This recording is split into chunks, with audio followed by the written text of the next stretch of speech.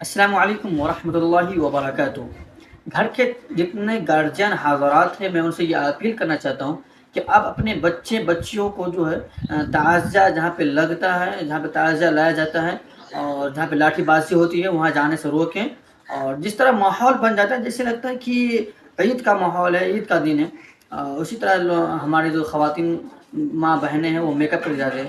یہ تعزیہ گیری اور یہ لاٹھی بازی سب سے گھٹیا انسان جو ہوتا ہے، جو مسجد میں ہفتوں ہفتہ مہینوں مہینہ نظر نہیں آتا ہے، وہ یہ کام کرتا ہے۔